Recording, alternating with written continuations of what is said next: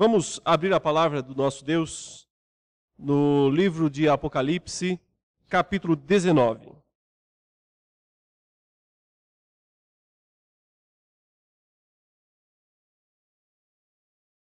Apocalipse 19. Embora nós já tenhamos meditado em parte desse capítulo na última mensagem, nós vamos lê-lo inteiro e concentraremos depois a nossa exposição a partir do versículo 11 até o final do capítulo. Apocalipse 19 diz: Depois destas coisas ouvi no céu uma como grande voz de numerosa multidão, dizendo: Aleluia! A salvação e a glória e o poder são do nosso Deus. Porquanto verdadeiros e justos são os seus juízos, pois julgou a grande meretriz, que corrompia a terra com a sua prostituição, e das mãos dela vingou o sangue dos seus servos. Segunda vez disseram: Aleluia! E a sua fumaça sobe pelos séculos dos séculos. Os 24 anciãos e os 4 seres viventes prostraram-se e adoraram a Deus, que se acha sentado no trono, dizendo: Amém, Aleluia. Saiu uma voz do trono exclamando: Dai louvores ao nosso Deus, todos os seus servos, os que os temeis, os pequenos e os grandes. Então ouvi uma como voz de numerosa multidão, como de muitas águas e como de fortes trovões, dizendo: Aleluia, pois reina o Senhor nosso Deus, o Todo-Poderoso. Alegremo-nos, exultemos e demos-lhe a glória, porque são chegadas as bodas do Cordeiro, cuja esposa a si mesma já se ataviou, pois lhe foi dado vestir-se de linho finíssimo, resplandecente e puro, porque o linho finíssimo são os atos de justiça dos santos.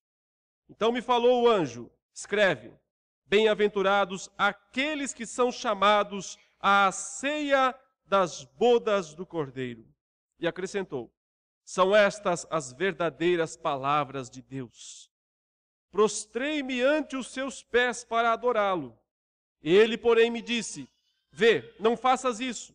Sou conservo teu e dos teus irmãos que mantêm o testemunho de Jesus. Adora a Deus. Pois o testemunho de Jesus é o espírito da profecia.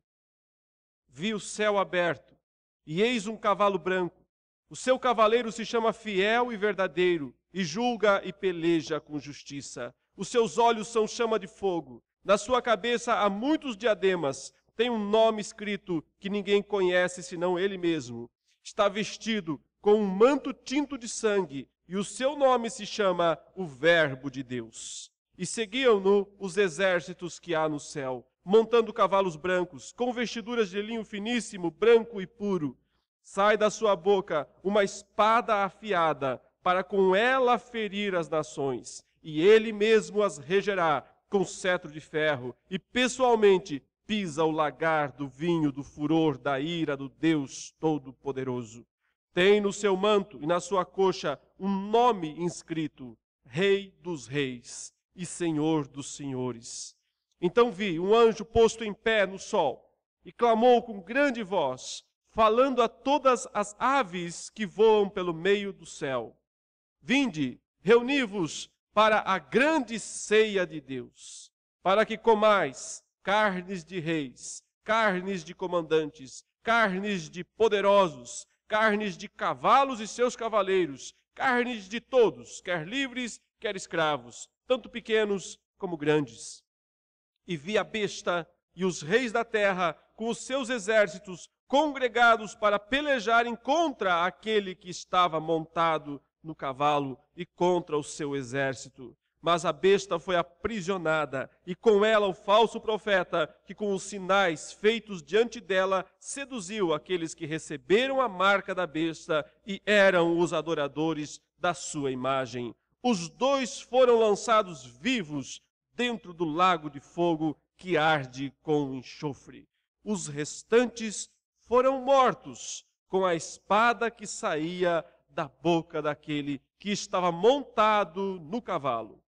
E todas as aves se fartaram das suas carnes. Até aí, meus irmãos, a leitura da palavra do nosso Senhor. Eu quero falar nessa noite sobre esse capítulo, sobre o seguinte tema: os dois banquetes do fim do mundo. Há dois banquetes, ou duas ceias, que são descritas nesse capítulo 19. A primeira ceia é a ceia das bodas do Cordeiro, da festa de casamento do Cordeiro com a sua igreja. E a segunda ceia é a ceia dos abutres, dos corvos, que vão devorar as carnes de todos aqueles que não participam da primeira ceia. Haverá, portanto, dois banquetes no fim do mundo. A pergunta é: qual deles você estará? Mas não é apenas a ideia de em qual deles você estará, porque na verdade é o seguinte: do primeiro banquete, se você estiver nele, você vai participar dele. No segundo banquete, se você estiver nele, você será o banquete. Essa é a diferença. Se você vai participar do banquete ou se você será o banquete que outros vão, no caso aqui, os corvos, os abutres, as aves do céu. Qual dos dois banquetes você estará? São os dois banquetes do fim do mundo. O capítulo 19 de Apocalipse é o que descreve de forma mais gloriosa a segunda vinda de Jesus. E também aquela que será a última batalha, a batalha derradeira. Como desde o início da exposição do livro, nós temos aqui enfatizado, o Apocalipse é um livro escrito em ciclos. Ele repete muitas vezes a mesma história. Nós acreditamos que ele repita 7 vezes essa história. E nós estamos aqui exatamente na 6ª repetição. Falta apenas uma, aquela que vai ser dos capítulos 20 ao 22, que é a 7ª dessas sessões recapitulativas, que repetem a grande história da salvação, que vai desde a primeira vinda de Jesus até a segunda vinda e a consumação de todas as coisas. Aqui, nessa 6ª recontada da história, a ênfase do apóstolo João está justamente naqueles eventos julgadores finais. Ele já descreveu a queda da grande Babilônia, descreveu a subida e a queda dela ao mesmo tempo. Aquela grande meretriz, a mãe de todas as prostituições, no sentido de ser um dos aliados, um dos instrumentos daquele poderoso dragão perverso, maligno, que ele usa para enganar o mundo, manter o mundo na ignorância, mas também para desviar os crentes da fidelidade ao Senhor, da fidelidade à palavra do Senhor. O começo do capítulo 19 é a descrição da queda, da comemoração celeste pela queda de Babilônia. Nós já vimos isso na mensagem anterior, os vários aleluias que são declarados aqui no início do capítulo. E hoje eu quero apenas então enfatizar essa parte final da grande comemoração da queda de Babilônia, que é justamente o chamado para a ceia, para as bodas do Cordeiro. Aí está no versículo 7, alegremo-nos, exultemos e demos-lhe a glória, porque são chegadas as bodas do Cordeiro, cuja esposa a si mesma já se ataviou. Quer dizer, a si mesma já se enfeitou. É claro, o que se espera de um casamento é que a noiva esteja linda, né? Perfeita, bem vestida, em ordem. É isso que se espera. Aliás, nos nossos casamentos por aí, né, o noivo pouco importa, né? Ninguém está nem interessado no noivo. Todo mundo está interessado na noiva. Se colocar um poste lá na frente para o noivo, está resolvido. Né? O que importa mesmo é a noiva. Isso é uma distorção. É uma distorção do que é um casamento. Porque é importante mostrar que o noivo representa Cristo, a noiva é a igreja, e ambos têm que ter a mesma importância numa cerimônia de casamento. Não se pode desequilibrar as coisas. Agora, é claro, Quando nós pensamos aqui que o noivo é Jesus, ele mesmo não precisa de destaque, porque ele tem todo o destaque. Aliás, o destaque da sua segunda vinda é realmente estrondoso. Mas o que é importante aqui é descrever como essa noiva está enfeitada, ataviada, quais são os seus adereços, o que de fato a torna bela, nobre, preparada. E o texto diz que ela está vestida de linho finíssimo, resplandecente e puro. Linho, evidentemente, no primeiro século, é o tecido mais nobre, o tecido mais caro, mais desejado, mais procurado. E esse linho finíssimo, quer dizer, um linho de primeiríssima qualidade, o tecido mais caro que pode existir. Um linho resplandecente. Ele é brilhante e puro, quer dizer, não tem qualquer outro tecido misturado, é linho puro. Portanto, ela tem o vestido mais desejável possível. Mas o que é esse vestido da noiva, convidada para participar da festa do casamento? Ele explica, ele diz, porque o linho finíssimo são os atos de justiça dos santos. São as boas obras realizadas pelo povo de Deus. A Bíblia não ensina a salvação pelas obras. A salvação é pela graça. Essa noiva se apresenta perante o Cordeiro, em primeiro lugar, porque ela foi lavada pelo sangue do Cordeiro. As suas vestes foram alvejadas pelo sangue do Cordeiro. Esse é o sentido de salvação pela graça. Ou seja, o que torna essa noiva salva não é algum dom peculiar, algum ato dela própria, mas sim o que Deus fez, o que Cristo fez. Jesus morreu, deu sua vida para resgatar a sua noiva, para salvá-la. Ela é salva por causa da obra do seu noivo, por causa da obra de Cristo. Porém, ao mesmo tempo em que ela é salva por isso, espera-se dessa noiva, que evidencie atos de justiça, atos justos. Aqui diz um agir justo, que a justiça permeie todas as suas ações, todas as suas obras, todas as suas atitudes. Esse é o linho finíssimo. Esse é o verdadeiro enfeite que se pode ter numa pessoa e que se espera que tenha na igreja, na noiva do Cordeiro. Ela, para poder participar da festa final, ela tem que estar bem trajada. Lembram-se de uma parábola que Jesus contou, na qual havia muitos convidados para a ceia, para as bodas do Cordeiro. Mas havia um sujeito, um indivíduo, que estava na festa, porém suas roupas não eram apropriadas.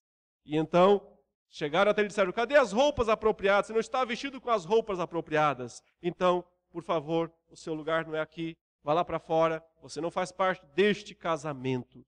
Portanto, meus irmãos, o que são as roupas apropriadas para a noiva? Inicialmente, são as vestes de justiça com as quais Cristo a reveste. Isso nos fala de salvação pela graça. E em segundo lugar, como consequência disso, são os próprios atos dessa noiva.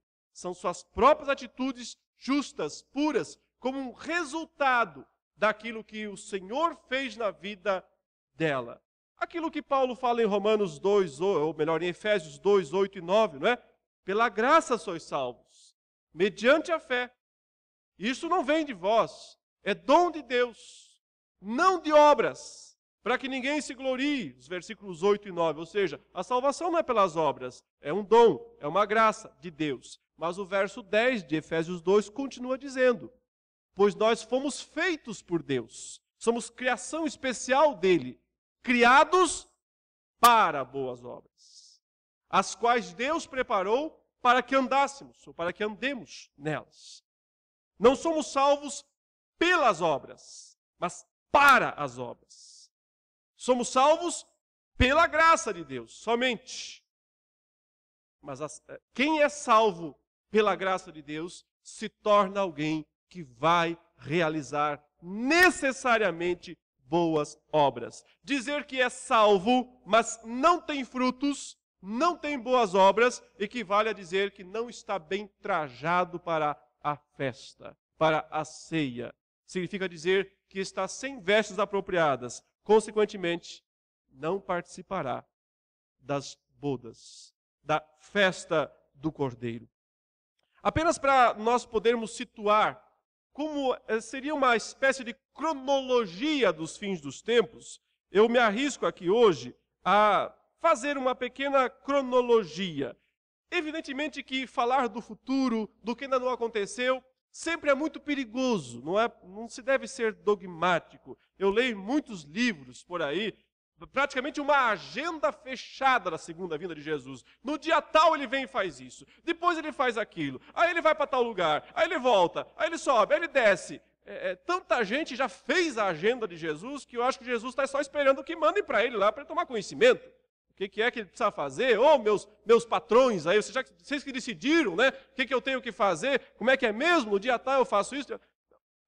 Os homens precisam ser mais humildes diante daquilo que não se sabe e que o próprio Cristo disse, cautela, a respeito daquele dia e daquela hora, ninguém sabe, nem os anjos, nem o Filho, somente o Pai. Ele reservou para a sua exclusiva autoridade saber essas coisas.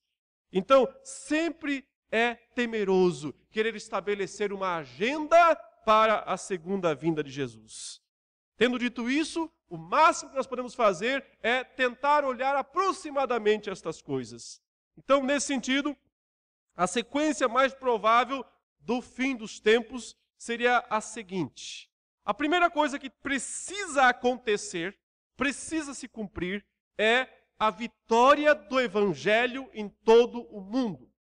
Ele falou isso em Mateus 24. Será pregado o Evangelho em todas as nações, para testemunho, então virá o fim.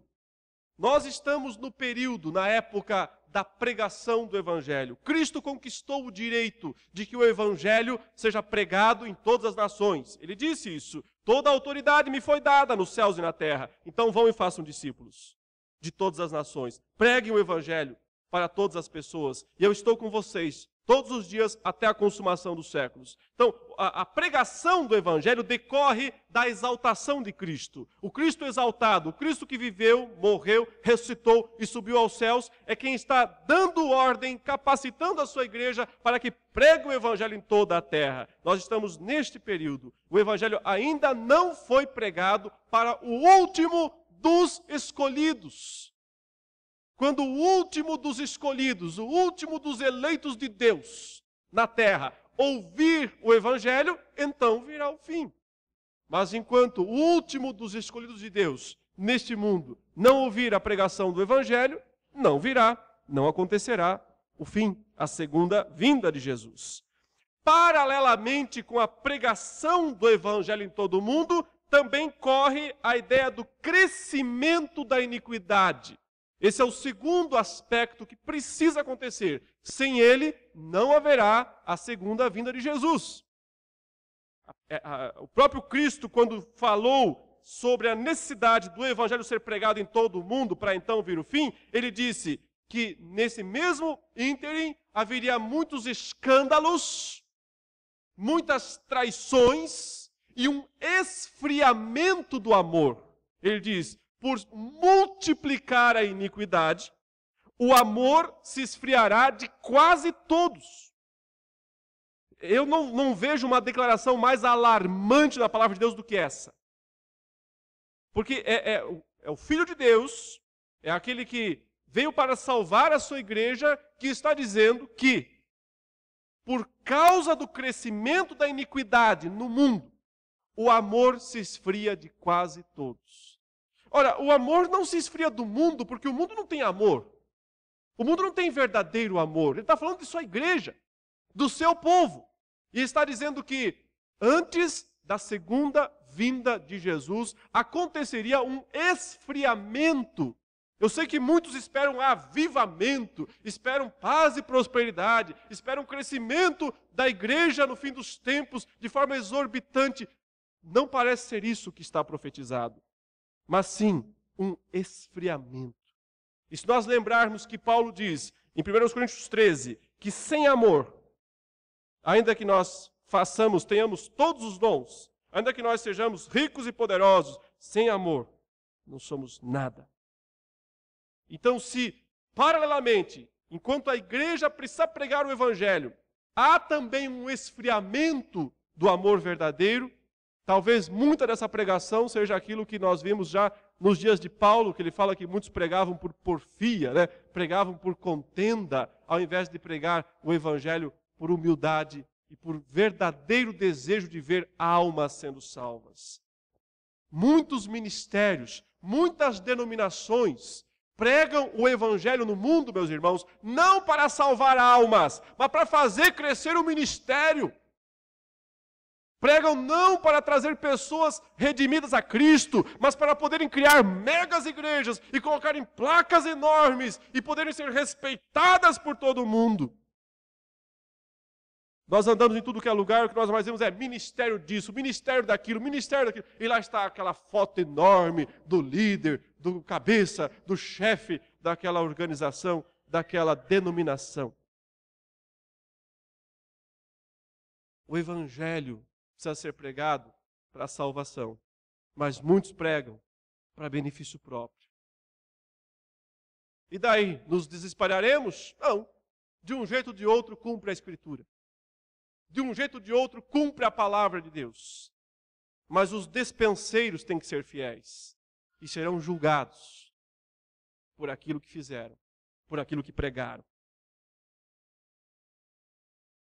O Senhor chama a sua igreja para a grande festa final de casamento. Isso acontece depois que o evangelho é pregado satisfatoriamente em todo o mundo e, ao mesmo tempo, existe esse absurdo crescimento da iniquidade. É um sistema mundano do mal, operado pelo dragão, através dos três aliados, a besta do mar, a besta da terra e Babilônia. Ou seja, o poder da coação, o poder da sedução, o poder do entretenimento, do prazer. Essas três palavras definem bem: coação, sedução, prazer. São as três armas do dragão para esfriar a igreja, esfriar o amor verdadeiro do povo de Deus. O sistema se prepara para que chegue um cabeça, que é o anticristo.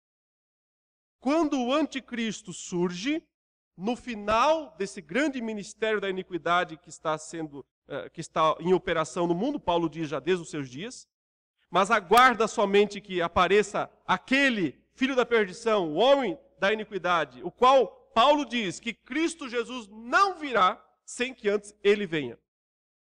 Portanto, o surgimento, o aparecimento deste anticristo é uma condição sine qua non, uma condição sem a qual Jesus não voltará.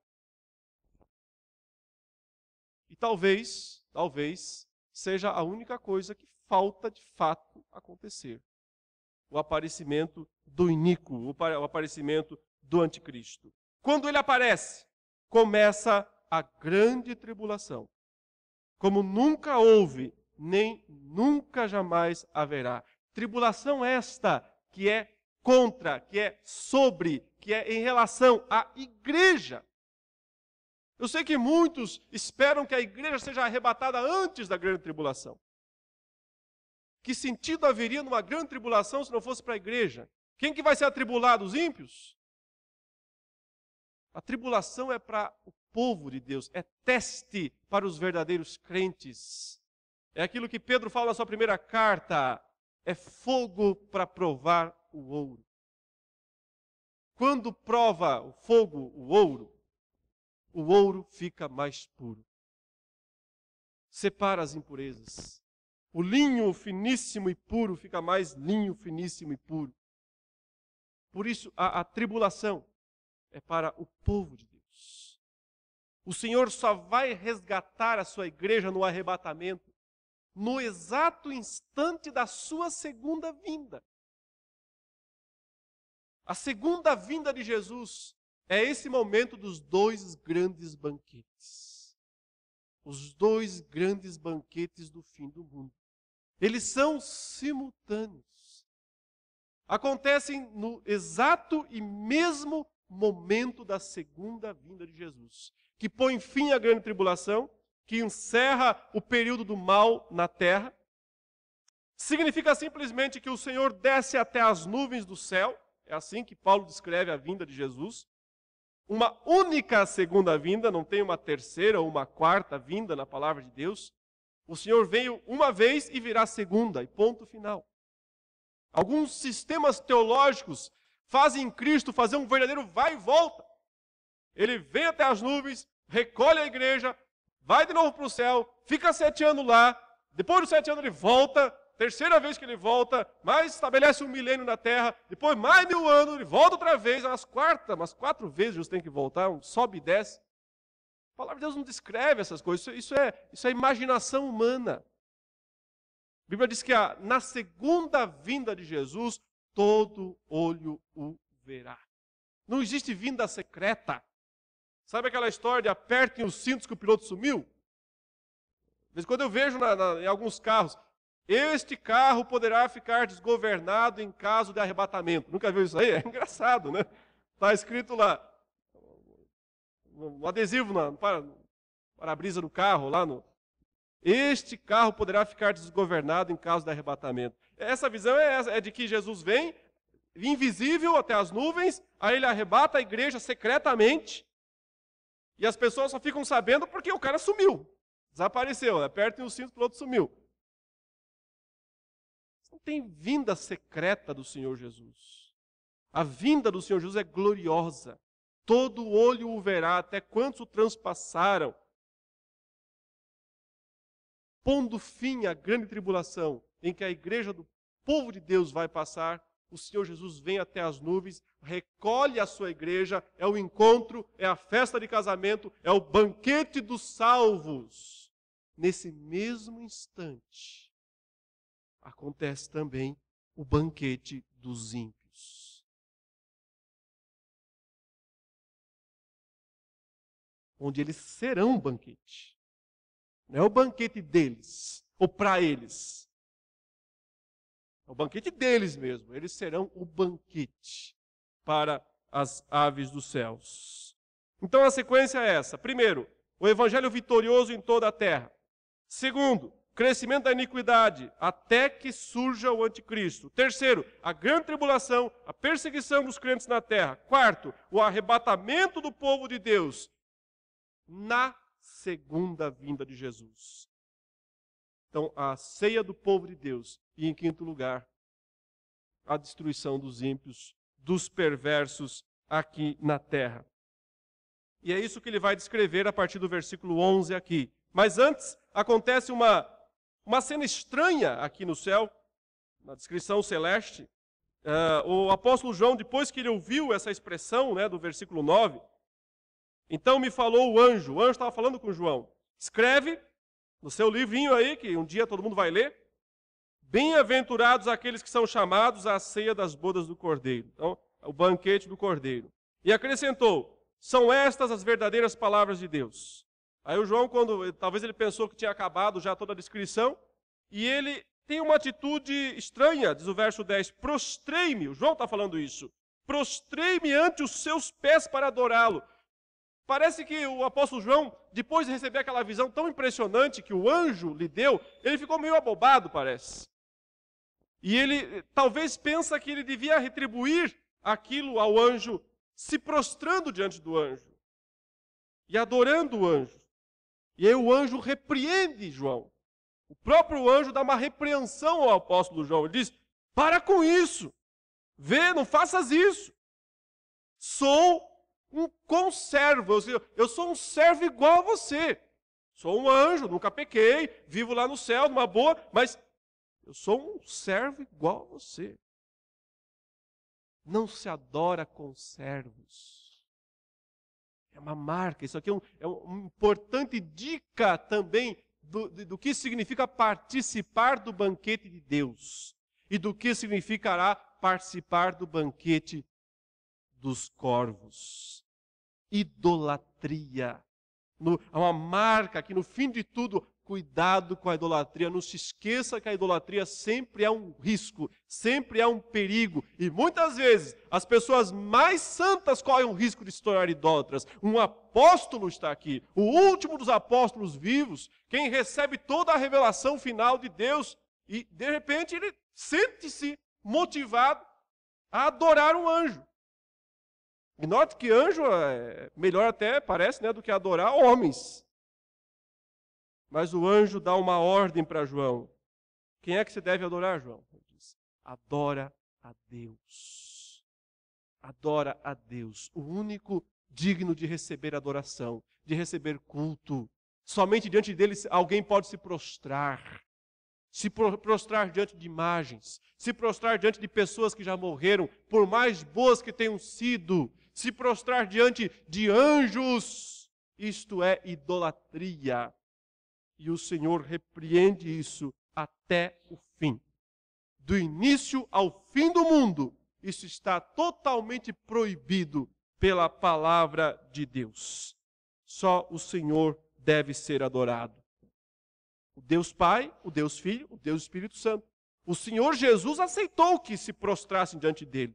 Tomé, quando viu Cristo ressuscitado, se prostrou diante de Jesus e disse, Deus meu e Rei meu. E o Jesus disse assim, demorou, né, Tomé? Não o repreendeu por ter feito aquilo. Pelo contrário, demorou. Mas diante de homens, diante de pessoas mortas, por mais boas que tenham sido, a Bíblia não autoriza, não permite. Adora a Deus. Somente o Deus triuno pode ser adorado, pois o testemunho de Jesus, diz aqui o anjo, é o espírito da profecia. Em outras palavras, a centralidade de Cristo. Só Ele pode ser reconhecido, só Ele pode ser adorado. O testemunho dele, a mensagem dele, a pregação dele é o resumo de toda a profecia. Não há profecia melhor no mundo do que o anúncio de quem é Jesus Cristo.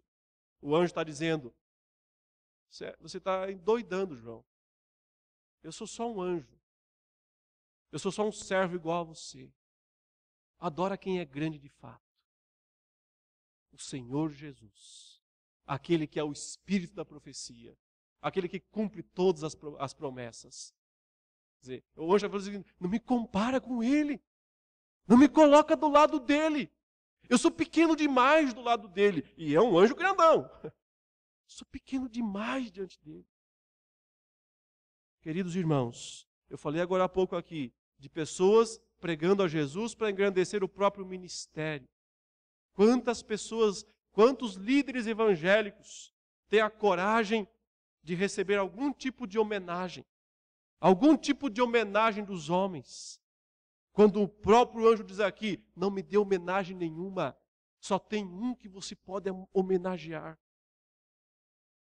Ai dos homens que têm a ousadia, a petulância de querer receber um pouquinho para si da honra, da glória, do louvor que é somente ao Senhor Jesus. Ai desses, estarão no segundo banquete. Serão o segundo banquete. Então vem, meus irmãos, a descrição gloriosa da segunda vinda de Jesus. Os céus se abrem, diz o versículo 11. Viu o céu aberto. Isso aqui não é uma vinda secreta. Isso aqui é estrondoso. Isso aqui é espetacular. Os céus se abrem e a primeira coisa que é vista é um cavalo branco.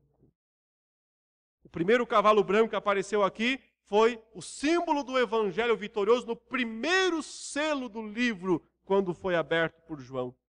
Agora está a consumação disso. Quando o próprio evangelho desce, ele que é o evangelho, ele que é a boa notícia, o próprio Senhor Jesus desce. O seu cavaleiro se chama Fiel e Verdadeiro. O lado bom. E agora o outro lado, terrível. Terrível para os seus inimigos. Julga e guerreia, peleja, luta com justiça. Os seus olhos são chama de fogo, só para se lembrar do início do livro, que já descreveu isso. Ele é aquele que os olhos veem tudo. Não adianta querer se esconder dele agora. Fugiu a vida inteira dele, agora é tarde demais. Esses olhos pegam tudo. Olhos que enxergam o íntimo, olhos que enxergam o coração. Não dá para disfarçar, não dá para esconder nada dele. Ele julga e peleja com justiça. Seus olhos enxergam cada ato, cada pensamento. Não há nada que se possa esconder. Na sua cabeça, muitos diademas. Aqui ele aparece como um conquistador. Diadema normalmente é coroa de conquista. Jesus tem as duas coroas. Ele tem a coroa de herança. Ele aparece assim, descrito já no livro como aquele que tem a coroa de herança. E aqui ele também tem a coroa de conquista. Ele é ao mesmo tempo o herdeiro do universo, o herdeiro dos céus e da terra, mas ele não ficou de braço cruzado esperando que a herança caísse no seu colo. Ele é aquele que conquista a sua herança através das coroas conquistadas. Não usurpadas, conquistadas. Ainda diz que ele tem um nome escrito que ninguém conhece senão ele mesmo. O Senhor aparece na Bíblia com muitos nomes. E todos esses nomes apontam para graça, poder, misericórdia, juízo. Aqui simplesmente diz que tem algo a mais ainda. É interessante entender isso. Nós podemos estudar, e nós vamos estudar teologia pelos séculos dos séculos. Teologia é uma coisa que não termina aqui nessa terra. Ou seja, na segunda vinda de Jesus, nós não conheceremos tudo de Deus ou tudo de Cristo. Ainda haverá mistérios e mistérios infinitos, porque estamos falando de um Deus infinito. Há muitas coisas dele que nós não sabemos hoje, apesar de termos toda a Bíblia. E será assim por toda a eternidade. Há coisas que nós nunca conheceremos, mas algumas coisas estão claras, estão reveladas, especialmente essas do versículo 13, que diz: está vestido com um manto tinto de sangue, e o seu nome se chama o Verbo de Deus. O Verbo é aquele Logos do capítulo 1 de João. Razão também porque nós entendemos que foi o mesmo João que escreveu os dois livros. Ele dá esse título, no sentido de aquele que é o eterno, aquele que é o princípio de todas as coisas, a razão da subsistência de todas as coisas. Mas o que chama a atenção aqui é o seu manto. Ele está manchado com sangue. Mas esse sangue aqui não parece ser o dele. Ele derramou o sangue dele também. Mas esse sangue aqui parece ser o sangue que espirra após pisar os seus inimigos. A ideia do lagar, mais uma vez, que ele vai abordar aqui na frente. Aquele tanque onde se jogam as uvas.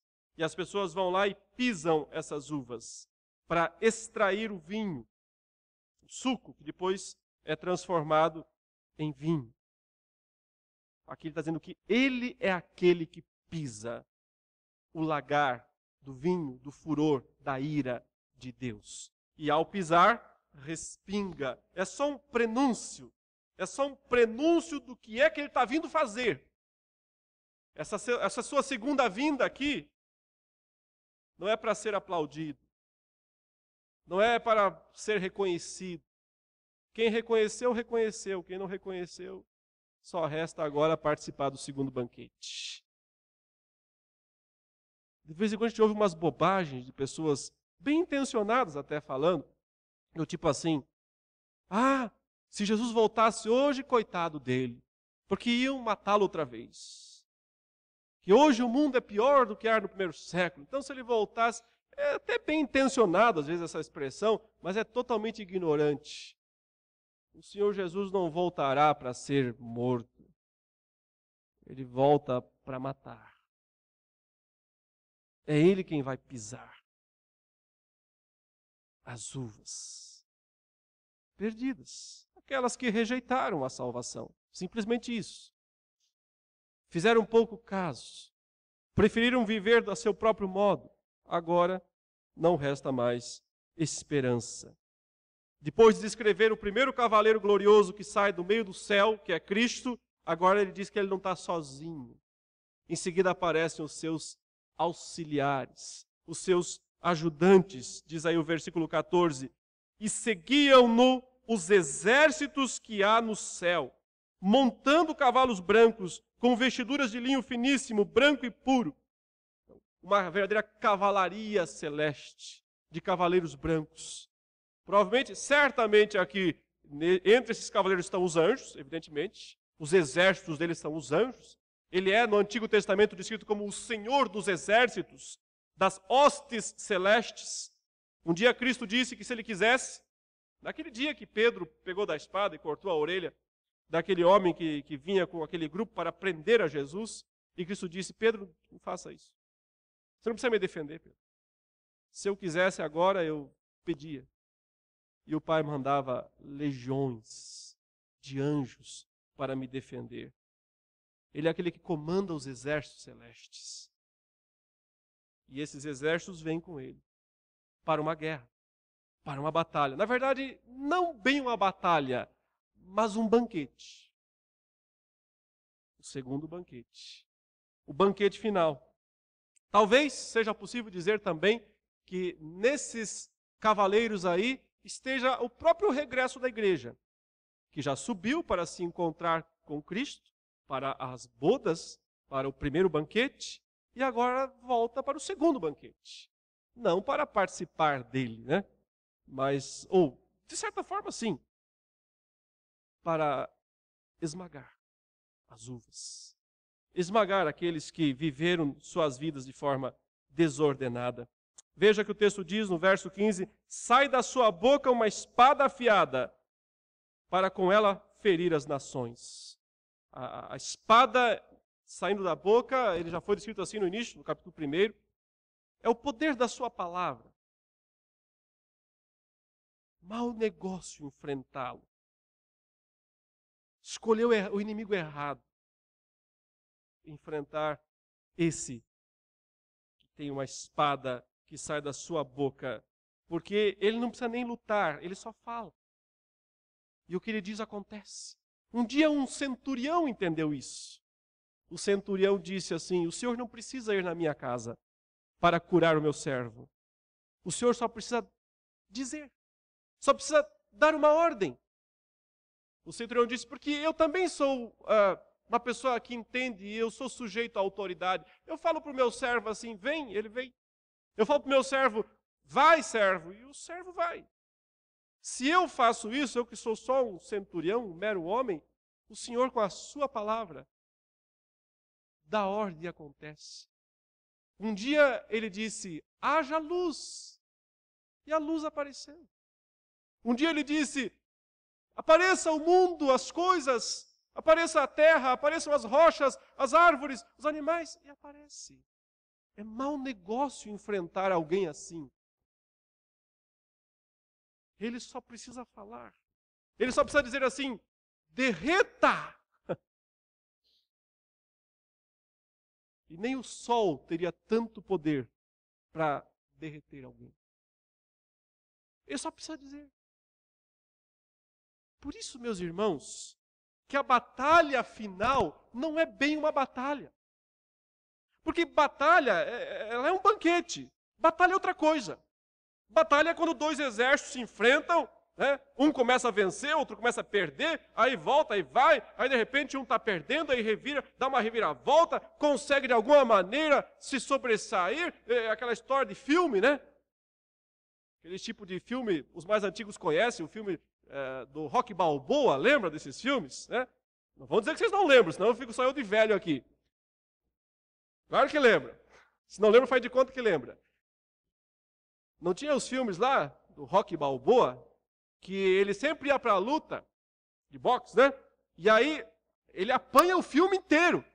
Não é assim? Ele apanha o filme inteiro. No finalzinho, ele acerta um golpe, né? Um murro, e aí derruba o adversário, e sai vitorioso, tudo desfigurado, né? E sai vitorioso. Isso é batalha.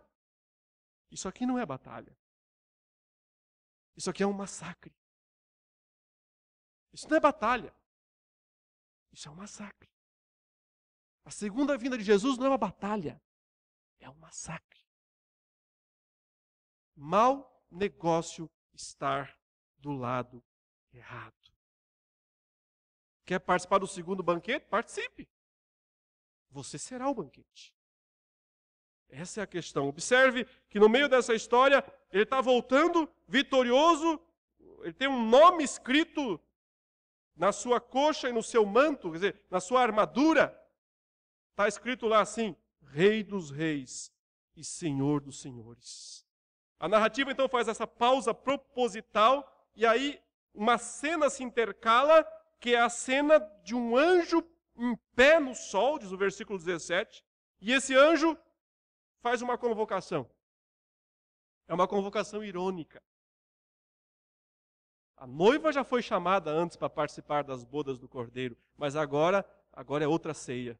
Ele diz assim, o anjo se dirige às aves, aves de rapina, né? Coloca tudo aí, abutre, urubu, corvo, águia, qualquer coisa que coma carniça, qualquer coisa que coma carne de gente morta. São essas aves que são comandadas, são chamadas. Vinde, diz o anjo, para as aves que voam pelo meio do céu. Reuni-vos para a grande ceia. Aqui está o segundo banquete. A grande ceia de Deus. Ele diz, para que comais carne de primeira. Aqui não é carne de segunda, não. Carne de primeira. Carne de reis. Isso é melhor que picanha, carne de primeira. Carne de reis, carnes de comandantes, carnes de poderosos, mas também tem carne de segunda, né? Carne de cavalo, de seus cavaleiros, carne de todos, quer livres, quer escravos, tanto pequenos como grandes. O convite para o segundo banquete é um convite irônico. Quem vai se banquetear serão as aves. E quem será o banquete?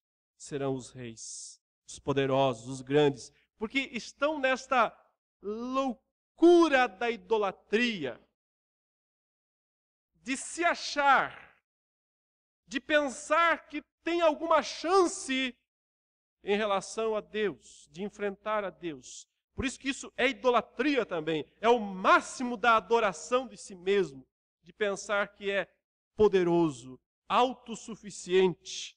O verso 19 descreve essa cena ridícula. É uma cena revestida de elementos totalmente ridículos, porque diz, e vi a besta, que aqui é a besta encarnada, é o anticristo. É um homem, é o chefe do mundo. A besta e os reis da terra, aqueles reis que lhe dão suporte, que lhe dão poder, com os seus exércitos. Veja que cena ridícula. Que exércitos podem fazer contra Deus? Vai apontar o míssil para o céu? Tudo bem que existem mísseis teleguiados, né? O pessoal digita lá o código, né? Da latitude, da longitude e tal, e o míssil pum, e cai no lugar. Eu quero ver eles descobrirem a latitude e a longitude do céu para conseguir mandar um míssil para este lugar. É óbvio, é uma coisa ridícula. Mas é a loucura da auto-idolatria. Da idolatria humana. Diz aí que eles estão congregados, reunidos como se fosse uma igreja. Porém, é a reunião da igreja, é um banquete igual ao outro. Os dois vão para um banquete. Mas o primeiro a gente já sabe, e esse aqui é o banquete dos abutres. Veja, congregados para pelejarem contra aquele que estava montado no cavalo e contra o seu exército. E o versículo 20 diz, não teve graça. Não foi emocionante. Não foi nada emocionante. Não teve emoção isso aqui. Não teve Rocky Balboa, começa apanhando, aí no final, pá, acerta um murro e consegue vencer. Não teve graça. Isso aqui é um massacre total. Simplesmente o verso 20 diz, Mas a besta, o anticristo, foi aprisionado. Cristo diz, você, lago de fogo, foi. Você, falso profeta, lago de fogo, acabou. Não existe resistência. Isso não é uma batalha, isso é um banquete. É uma festa para as aves dos céus comerem carnes de poderosos. E o texto diz que, então, a besta, o falso profeta, que é a segunda besta, né? A encarnação da segunda besta. A primeira é o poder político, a segunda é o poder religioso. Aqui os dois estão encarnados num chefão do mundo, num chefe político do mundo e no outro no chefe religioso. Os dois juntinhos, trabalhando juntos para o mal, para o dragão. E os dois vão direitinho para o lago de fogo e enxofre. É isso que o texto diz. Os dois foram lançados vivos dentro do lago de fogo. Por isso que, de fato, parece ser dois homens, né? São lançados vivos para dentro do lago de fogo e enxofre. E o texto conclui dizendo, os restantes foram mortos. E Jesus aqui, sabe, nem sequer deu uma chance para os anjos ajudar um pouco. Eles foram mortos com a espada que saía da boca daquele que estava montado no cavalo. Nem sequer pediu ajuda para os anjos. Me ajuda aí a matar alguns aí. Dura coisa é enfrentar aquele que tem a espada que sai da sua boca. Significa dizer o seguinte, que ele só diz uma palavra. Morram. Automaticamente, instantaneamente, é um dominó de gente caindo. É loucura estar contra o Cordeiro. É a loucura total da idolatria. E o texto conclui, o banquete foi farto. As aves se fartaram. Nunca comeram tanto na história. Se fartaram das suas carnes. E temos aqui a sexta descrição do fim do mundo. Só falta uma, que ele vai fazer dos capítulos 20 a 22. Até porque ele já descreveu como é que 3 aliados do dragão caíram. A primeira besta, o anticristo, a besta do mar. A segunda besta, o falso profeta, a besta da terra. Babilônia, todos eles já caíram, pela ordem inversa, né? Primeiro Babilônia, depois as 2 bestas. Mas falta dizer ainda como é que cai o chefão. O chefe de todos eles. E João reservou a 7ª e última sessão recapitulativa do livro para descrever só como é que cai o dragão. É assunto do próximo capítulo, capítulo 20. E depois, o juízo final, o novo céu e a nova terra. Meu irmão, minha irmã, você vai participar de qual banquete? Desculpe perguntar assim com essa franqueza. Mas não estamos em tempo de sermos tão politicamente corretos. Não estamos em tempo de tranquilidade. Você tem talvez mais uns 100 anos para se decidir. Não estamos. Pergunta clara e direta que eu faço para você é essa. Você vai participar do banquete ou você vai ser o banquete? Só ter nome de cristão não basta. Só dizer que é crente, mas as vestes não são linho finíssimo e puro. São as vestes da noiva, da esposa do Cordeiro. Não basta. Então, a pergunta feita para todos nós nessa noite é: se Jesus Cristo voltasse agora, qual dos banquetes nós estaríamos? Iríamos para a festa do grande casamento como noiva do Cordeiro? Isso significa dizer que nós levamos a sério a nossa vida cristã. Significa dizer que nós não somos simpatizantes do cristianismo. Tem gente demais simpatizante do cristianismo. Essa viagem mesmo para Manaus, enquanto nós estávamos subindo lá o Rio Negro, nós estávamos uns 4, 5 crentes lá, pastores, né? E aí, nas conversas com o pessoal do bar, vários diziam que eram simpatizantes do cristianismo, ecumênicos.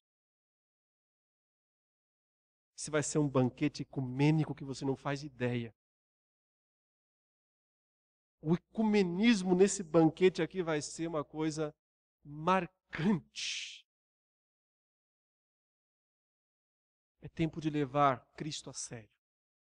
É tempo de levar o Evangelho a sério.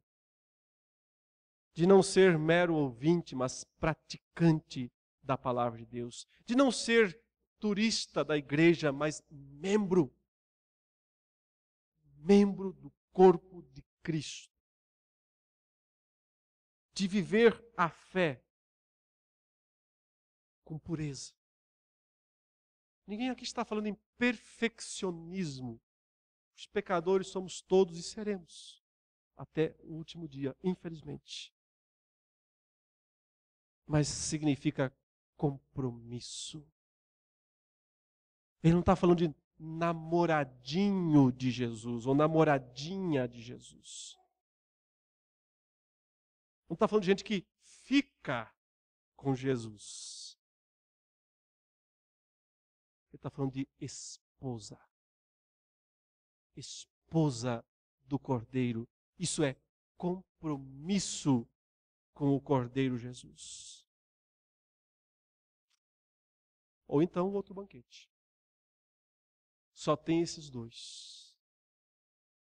Espero em Deus que todos nós aqui estejamos lá no banquete da noiva, da esposa, ataviados com linho finíssimo, branco e puro, os atos de justiça daqueles que foram lavados pelo sangue do Cordeiro. Ou então, vai ter sangue também nas vestes do Cordeiro, daqueles que são esmagados pelo furor da ira do Deus Todo-Poderoso. Que Deus nos conserve, meus irmãos, na sua graça e na sua misericórdia sempre. Em nome de Jesus, amém.